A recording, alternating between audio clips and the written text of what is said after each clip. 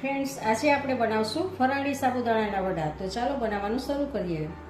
કોઈ પણ કટોરીનું માપ સેટ કરી લેવાનું છે. આ 1 કટોરી સાબુદાણા લેવાના છે અને એને સારી રીતે 2-3 પાણીથી આપણે ધોઈ લેશું, જેથી કરીને સ્ટાર્ચનો ભાગ બધો નીકળી જશે. હવે સાબુદાણાને આપણે ધોઈ લીધા છે. તો જે કટોરીથી આપણે સાબુદાણા લીધા હતા એની પોણી કટોરી આપણે ત્રીજા ભાગનું પોણી કટોરી આપણે પાણી એડ કરવાનું છે અને સારી રીતે આવી રીતે આમ હલાવી અને ઉપર કોઈ પણ એક ડીશ ઢાંકી અને 3 કલાક માટે આને પલળવા રાખવાના છે.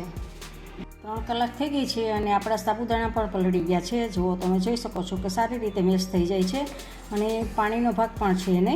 તો હવે આપણે આમાં એક મોટી સાઇઝનું બટેટું છે એ બાફી અને ગ્રેટ કરી લીધું છે. તો એ બટેટાને એમાં એડ કરશું. 1 ચમચી શેકેલા સિંગદાણાનો ભૂકો છે, તો એને આપણે એડ કરશું. 1 તીખું મરચું છે એ નાનું કટ કરી લીધું છે અને અડધા કપ જેટલા લીલા ધાણા છે. સ્વાદ પ્રમાણે નિમક એડ કરશું.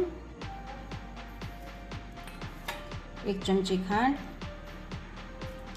આપણે દળેલી ખાંડનો ઉપયોગ કરેલો છે અહીંયા. 1 ચમચી લીંબુ અને અડધી ચમચી જેટલી આદુની પેસ્ટ છે. આ બધું એડ કરી અને સારી રીતે આને મિક્સ કરવાનું છે.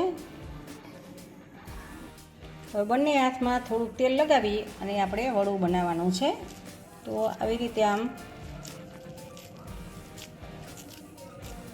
પ્રેસ કરવાનું છે અને ગોળ રાઉન્ડમાં આવી રીતે વડાનો શેપ આપવાનો છે તમારે.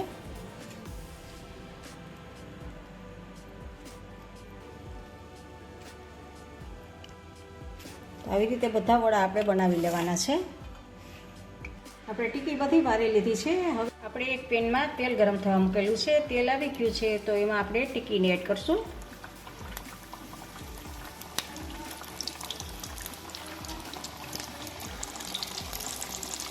હવે થોડી વાર થાય એટલે આને હળવા હાથે આપણે પલટાવવાનું છે. આમ હળવા હાથે પલટાવશું. તો જુઓ, તમે જોઈ શકો છો કે આપણા વડા છે એ તળાઈ ગયા છે.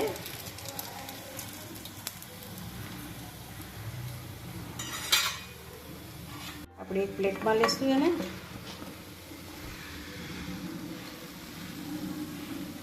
તો ફ્રેન્ડ્સ, આપણા સાબુદાણાના વડા તૈયાર છે.